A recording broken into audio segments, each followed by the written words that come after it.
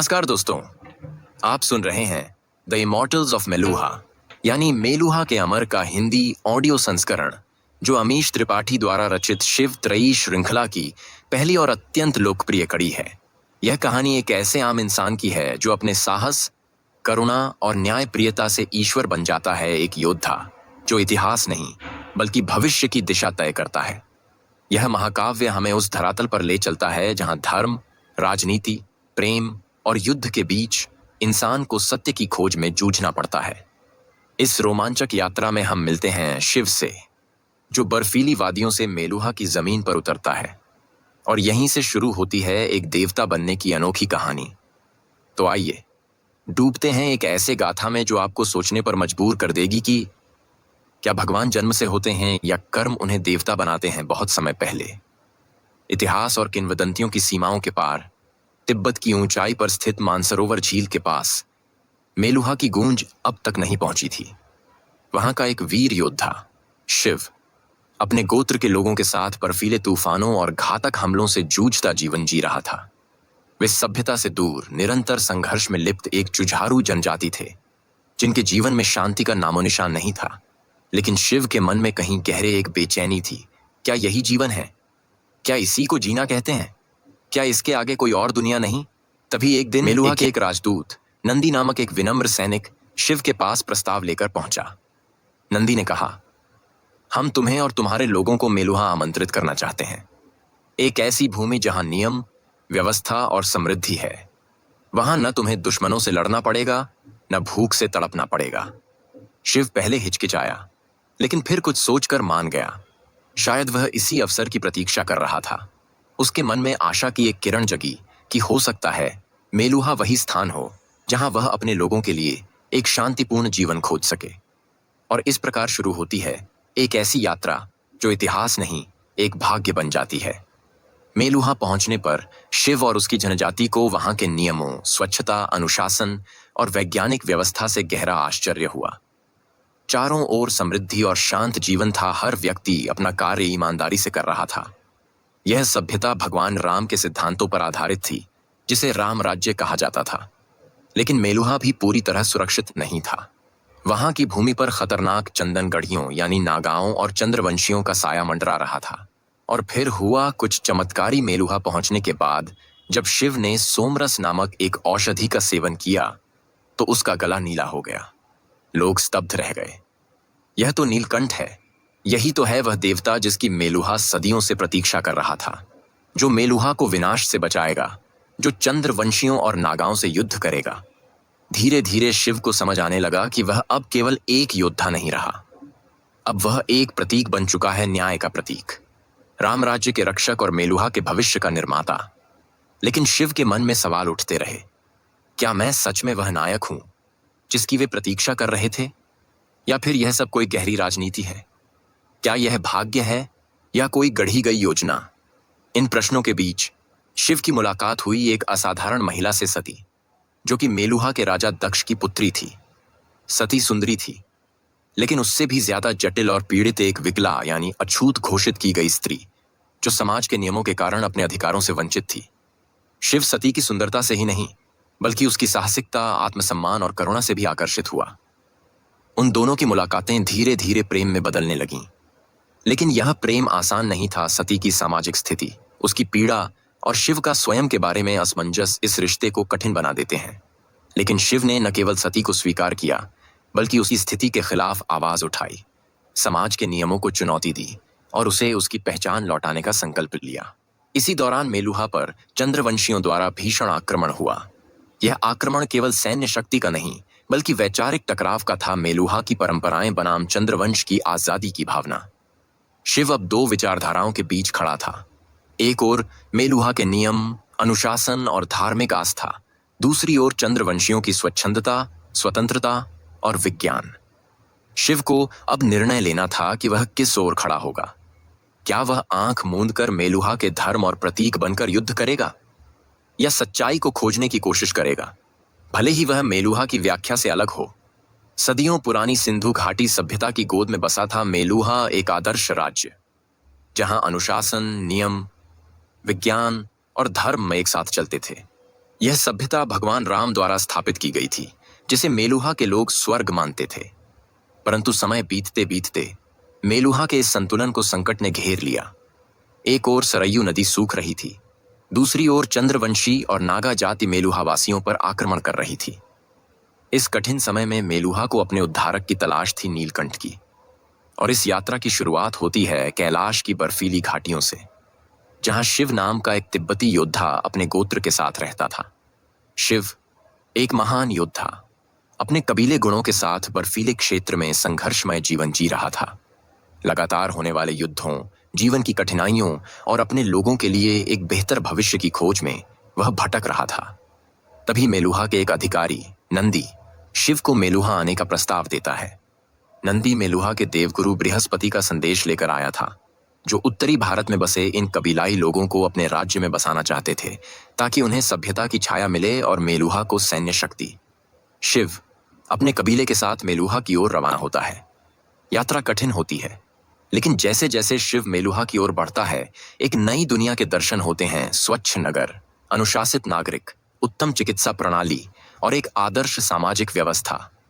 मेलुहा में पहुंचने के बाद शिव और उसके कबीले को एक विशेष औषधि सोमरस दी जाती है, जो मेलुहा का रहस्यमयी जीवन रक्षक पेय था। इसी औषधि को पीने के बाद शिव के शरीर में एक रहस्यमयी परिवर्तन होता है। उसका कंठ नीला पड़ जाता है। यह परिवर्तन मेलुहा वासियों के लिए ईश्वरीय संकेत था कि यही है वह नीलकंठ भविष्यवाणी में वर्णित मसीहा, जो मेलुहा को संकट से मुक्त करेगा। शिव इस बदलाव से चकित था। वह कोई भगवान नहीं बनना चाहता था, न ही किसी का उद्धारक। वह तो केवल एक योद्धा था, जिसने अपने कबीले के लिए शांति खोजने का प्रयास किया था। लेकिन मेलुहा वासी उसे अब नीलकंठ के रूप में पूजने लगे थे, एक ऐसा देवता जो चंद्रवंशियों और नागाओं का अंत करेगा। इसी दौरान शिव की मुलाकात होती है सत्य के प्रतीक देवगुरु बृहस्पति से, जो वैज्ञानिक थे और मेलुहा के कई रहस्यों के रचयिता। बृहस्पति शिव को समझाते हैं कि यह युद्ध केवल बाहरी नहीं है, यह एक वैचारिक संघर्ष भी है।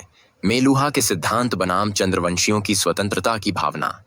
इसी शहर में शिव की भेंट होती है एक अद्भुत स्त्री से, राजकुमारी सती। वह एक वीरांगना थी, लेकिन विक्रम नियम के कारण उसे समाज से बहिष्कृत माना जाता था। विक्रम वे लोग थे जिन पर शाप था, जिन्हें विवाह, पूजा और सामाजिक मान्यता से वंचित किया गया था। शिव को सती में सिर्फ एक सुंदर स्त्री नहीं, बल्कि एक दुखी आत्मा, एक योद्धा और एक सच्ची साथी की छवि दिखाई देती है। वह सती के करीब आता है, लेकिन समाज की दीवारें उनकी राह में आती हैं। शिव धीरे धीरे मेलुहा की व्यवस्था को समझने लगता है, जहां हर चीज के पीछे कारण है, हर परंपरा के पीछे तर्क है। लेकिन इसी व्यवस्था में कहीं ना कहीं कठोरता, अंधभक्ति और अन्याय भी छिपा था। वह देखता है कि मेलुहा जितना बाहर से परिपूर्ण लगता है, अंदर से उतना ही जर्जर हो चुका है। चंद्रवंशियों और नागाओं को पूरी तरह बुरा समझना एक पक्षीय सोच थी, और शिव इन सवालों से जूझने लगता है। और यहीं से शुरू होती है शिव की आंतरिक यात्रा, एक सामान्य मानव से भगवान की ओर। लेकिन वह जानता था कि भगवान बनना ईश्वरत्व नहीं, उत्तरदायित्व होता है। नीलकंठ के रूप में उसे जो दर्जा दिया गया, वह उसके लिए संघर्ष का आरंभ था। नीलकंठ बनने के बाद शिव की जिंदगी एक साधारण योद्धा की नहीं रह गई थी। अब उस पर पूरी मेलुहा की निगाहें थीं, उसे देवता माना जाने लगा था। लेकिन शिव जानता था कि वह कोई भगवान नहीं, बल्कि एक साधारण मानव है जिसे सही और गलत का फर्क सीखना है। वह लगातार इस बात से संघर्ष करता रहा कि क्या मेलुहा की व्यवस्था वाकई आदर्श है, या इसके पीछे भी छिपी है एक सड़ी हुई मानसिकता। शिव की सबसे बड़ी उलझन अब केवल चंद्रवंशियों या नागा जाति से युद्ध नहीं थी, बल्कि अपने भीतर उठते सवालों से लड़ना भी था। उसने देखा कि मेलुहा के लोग जिन विक्रम लोगों को अपवित्र मानते हैं, वो भी उतने ही इंसान हैं जैसे सती। सती को लेकर शिव का प्रेम धीरे धीरे गहराने लगा था। वह जानता था कि मेलुहा के सामाजिक नियम उनके बीच दीवार खड़ी कर देंगे, लेकिन उसने यह तय कर लिया कि वह सती को हर हाल में स्वीकार करेगा, चाहे समाज माने या नहीं।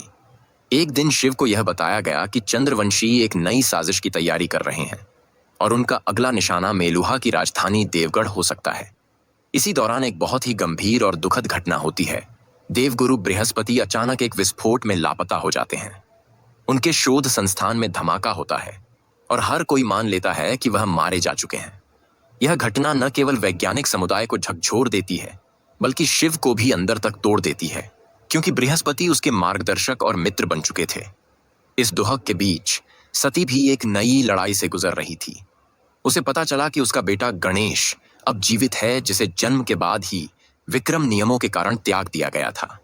लेकिन यह गणेश अब एक नागा योद्धा बन चुका है, जिसका चेहरा विकृत है और जिसे समाज ने हमेशा राक्षस समझा।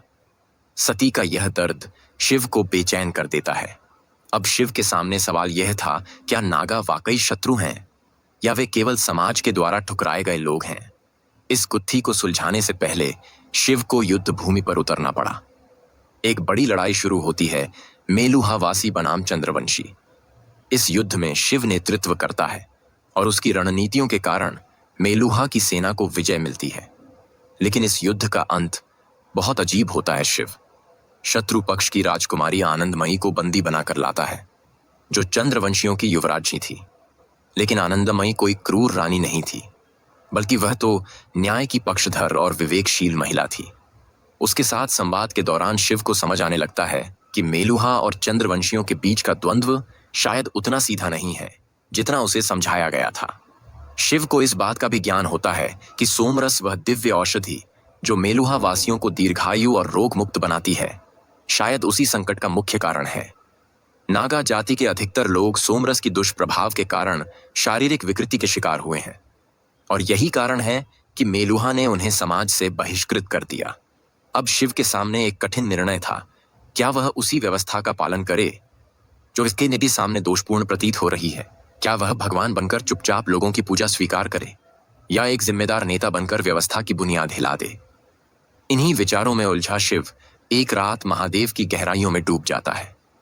एक सपने में उसे एक अद्भुत दर्शन होता है। हर व्यवस्था, चाहे कितनी भी पवित्र क्यों ना हो, समय के साथ सड़ने लगती है, और उस सड़ी हुई व्यवस्था को सुधारने के लिए किसी को उठ खड़ा होना पड़ता है। यहीं से शिव अपने नए मिशन की शुरुआत करता है।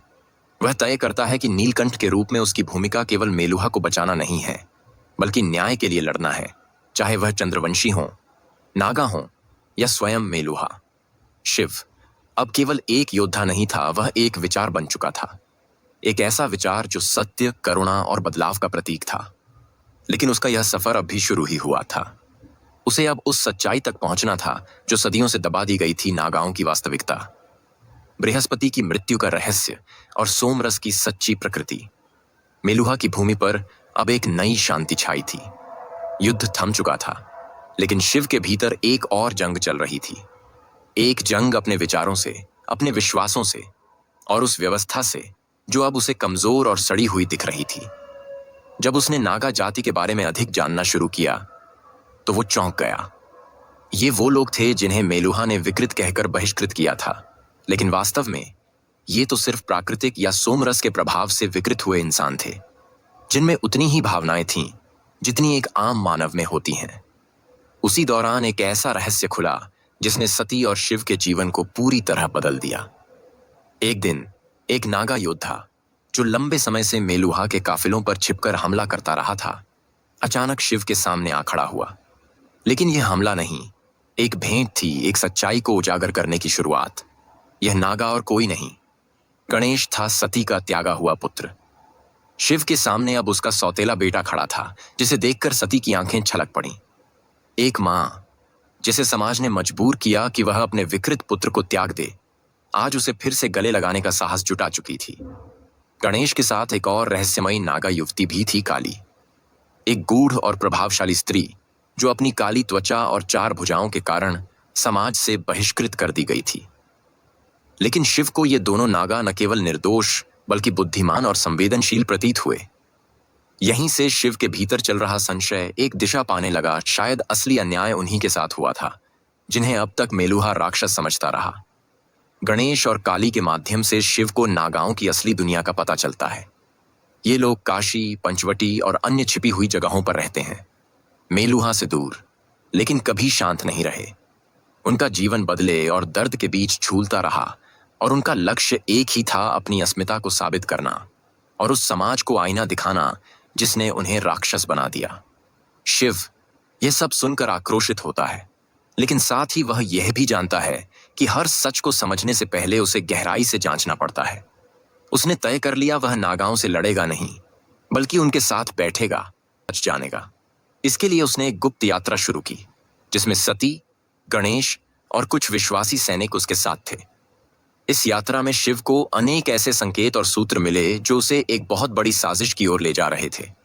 उसे पता चला कि बृहस्पति की मृत्यु केवल एक हादसा नहीं थी, बल्कि इसके पीछे कुछ छिपा हुआ है। सोमरस की उत्पत्ति, उसका निर्माण और उसके नकारात्मक प्रभावों की परछाई हर तरफ फैली हुई थी। शिव को धीरे धीरे यह समझ आने लगा कि मेलुहा का सबसे बड़ा गौरव सोमरस ही शायद सारे संकटों की जड़ है। यह अमृत जो किसी को दीर्घायु बनाता था, दरअसल बहुत बड़ी कीमत पर काम करता था। वह कुछ लोगों को देवता बनाता था और कुछ को राक्षस। नागा जाति के बच्चों का विकृत जन्म, प्रकृति का असंतुलन और कई निर्दोषों की पीड़ा, इन सब का कारण यही था। यह जानकर शिव अंदर से हिल जाता है। अब वह केवल एक योद्धा या नेता नहीं रहा, अब वह सत्य की खोज में लगा एक तपस्वी बन गया था। उसकी आंखों में अब कोई मोह या भ्रम नहीं बचा था। वह जान चुका था कि अगर मेलुहा को बचाना है तो उसे भीतर से बदलना होगा और बदलाव के लिए सत्य को उजागर करना अनिवार्य है। इसी बीच सती अपने अतीत की गहराइयों में उतरती है। वह खुद से सवाल करती है, क्या वह केवल एक राजकुमारी है या एक इंसान, एक माँ, एक योद्धा भी? उसका पुत्र गणेश, उसकी बहन काली, सब कुछ एक नए जीवन का हिस्सा बन चुका था और वह तय करती है कि अब वह चुप नहीं रहेगी। सती अपनी पहचान को स्वीकार करती है और अपने पूरे साहस के साथ गणेश और काली को सार्वजनिक रूप से अपना लेती है। यह निर्णय न केवल उसके जीवन को बदलता है, बल्कि शिव को और अधिक निश्चय देता है कि इस समाज को अब एक नई सोच की आवश्यकता है। अब शिव एक युद्ध की तैयारी कर रहा था, लेकिन यह युद्ध तलवारों से नहीं बल्कि विचारों से लड़ा जाएगा।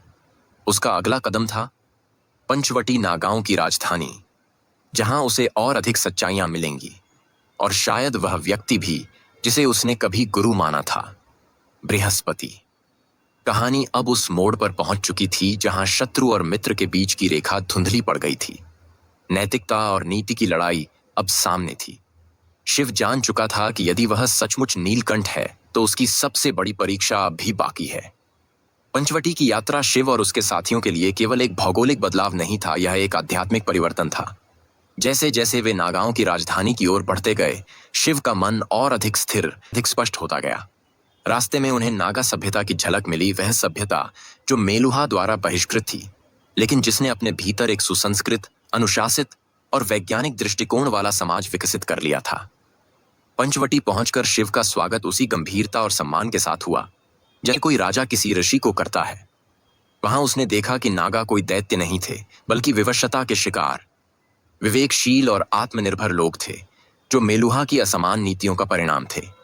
वहीं शिव को वह सूचना मिली जिसने उसकी आत्मा को झकझोर दिया, बृहस्पति जीवित थे। वह वही बृहस्पति जो मेलुहा के मुख्य वैज्ञानिक और शिव के मित्र माने जाते थे।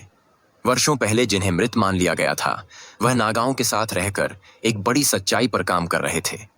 शिव और बृहस्पति की भेंट एक शांत कमरे में हुई, लेकिन उस मुलाकात में विचारों की गूंज पूरे भविष्य को प्रभावित करने वाली थी।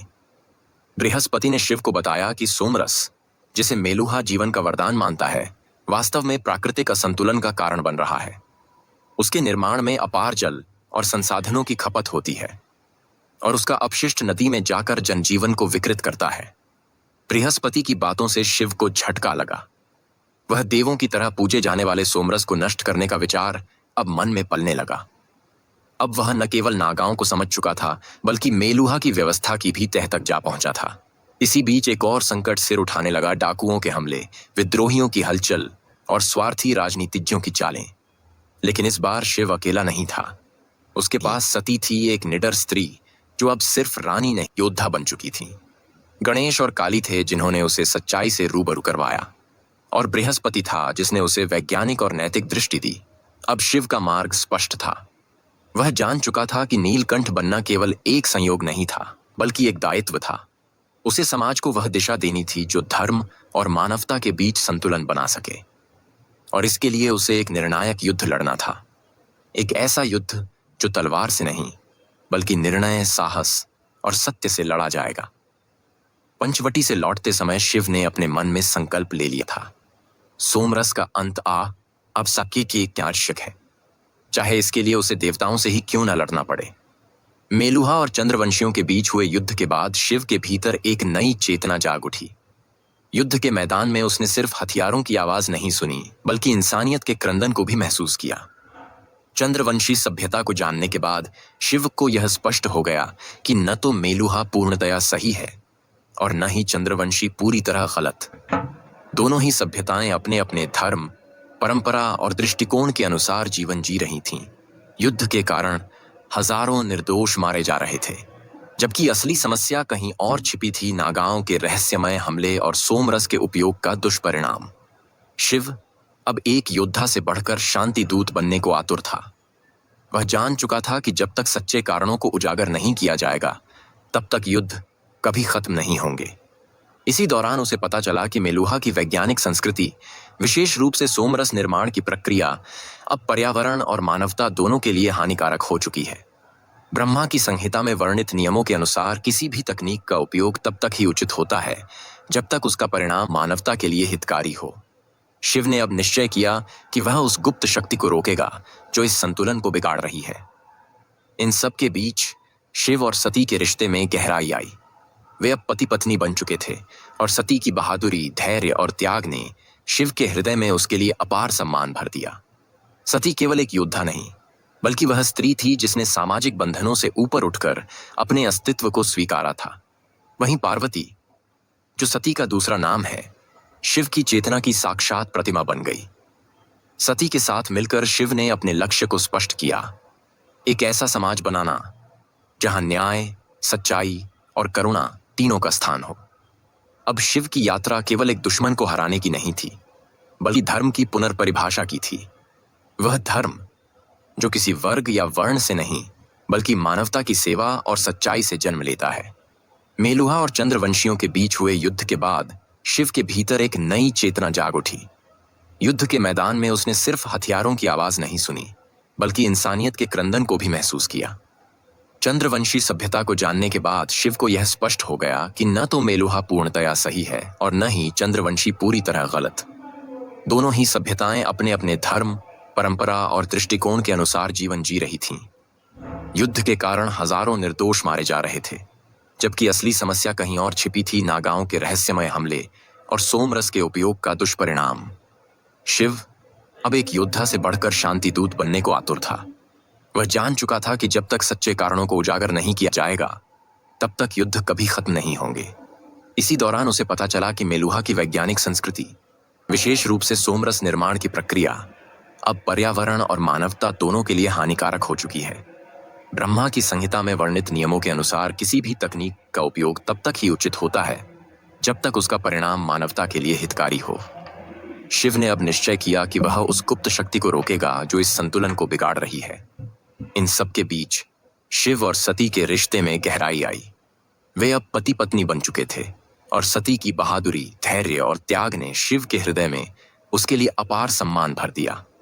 सती केवल एक योद्धा नहीं, बल्कि वह स्त्री थी जिसने सामाजिक बंधनों से ऊपर उठकर अपने अस्तित्व को स्वीकारा था। वहीं पार्वती, जो सती का दूसरा नाम है, शिव की चेतना की साक्षात प्रतिमा बन गई। सती के साथ मिलकर शिव ने अपने लक्ष्य को स्पष्ट किया, एक ऐसा समाज बनाना जहां न्याय, सच्चाई और करुणा तीनों का स्थान हो। अब शिव की यात्रा केवल एक दुश्मन को हराने की नहीं थी, बल्कि मानवता की सेवा और सच्चाई से जन्म लेता है। जैसे जैसे शिव की यात्रा आगे बढ़ी, उसके सामने सत्य की परतें खुलती चली गईं। वह जो अब तक नागों को राक्षस समझता था, उसे धीरे धीरे पता चला कि सच्चाई उससे कहीं अधिक जटिल और चौंकाने वाली थी। नाग, जिन्हें मेलुहावासी अभिशप्त और अपवित्र मानते थे, असल में एक अत्यधिक उन्नत और संगठित सभ्यता के सदस्य थे। वे शारीरिक विकृति के कारण समाज से तिरस्कृत हो गए थे, लेकिन उनका मकसद केवल प्रतिशोध नहीं था। वे भी कुछ छिपे हुए अन्याय को उजागर करना चाहते थे।